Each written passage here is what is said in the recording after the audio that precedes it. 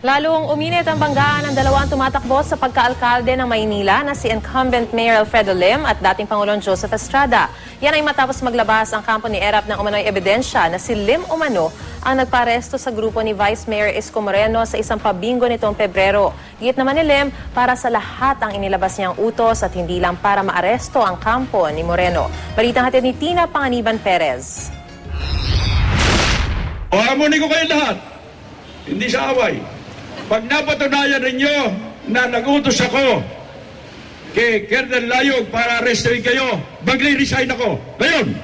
Ito ang naghahamong tugon noon ni re-electionist Manila Mayor Alfredo Lim sa hinala ni dating Pangulong Joseph Estrada na si Lim ang nagpaaresto sa katandem niyang si re-electionist Vice Mayor Isko Moreno sa isang pabingo nitong Pebrero.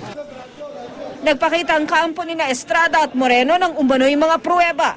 Sa dokumentong itong sulat kamay raw ni Lim at nakapetsyang January 26, nakasaad ang utos na ipakalat ang impormasyong sugal ang bingo at dapat itong tapatan ng nararapat na aksyon. Ang mensaheng ito rin ang naging laman ng memorandum mula sa Office of the Mayor para sa Barangay Bureau at Manila Police District na may petsyang February 1. Gayon din ang Letter of Appropriate Action na inisyu naman ng MPD para sa ilang commander nito na may petsyang February 11. 5 araw matapos inisyu ang liham sa mga MPD commander, inaresto si Moreno. Bagamat wala namang partikular na utos kaugnay sa vice-alkalde sa mga dokumento. I've been a mayor for 70 years of San Juan. And those policemen will never attempt anything unless it is the order of the mayor or the chief PMP. So this goes to show that it's the mayor who ordered because it's handwritten. Priority. Hinahamon po namin si Mayor Lim. Kung siya ay may isang salita, magre-resign ka ba? O baka naman sabihin mo, wala akong alam dyan. Pag hindi siya nag-resign, anong tawag sa kanya? Sinungaling? Hindi pinangalanan ng kampo ni Estrada ang umunoy taga City Hall na nag-abot ng dokumento sa kanyang bahay nitong Miyerkules. Wala namang hinihingi sa amin. Basta nagkusan loob lang siya na hindi na raw niya matiis yung nangyayari.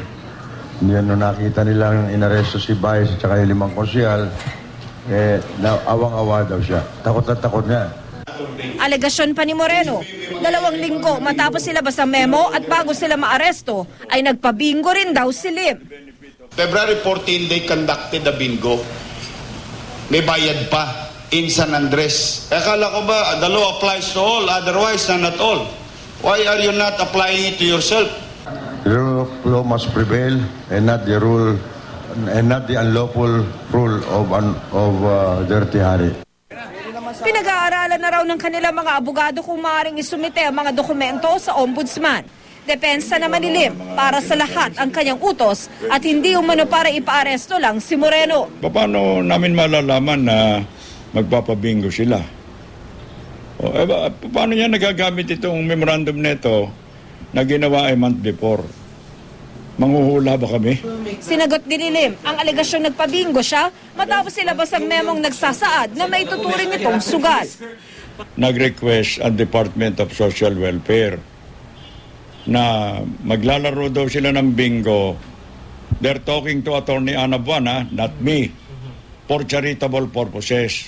Para yun daw proceeds nito, gagamitin sa mga mahihirap at mga disabled na mga tao. At meron daw silang authorization sa PAGCOR. I stand by my word. Doon ba sa memorandum may nakalagay daw na to arrest Isko Moreno pag naglaro ng bingo? Meron ba?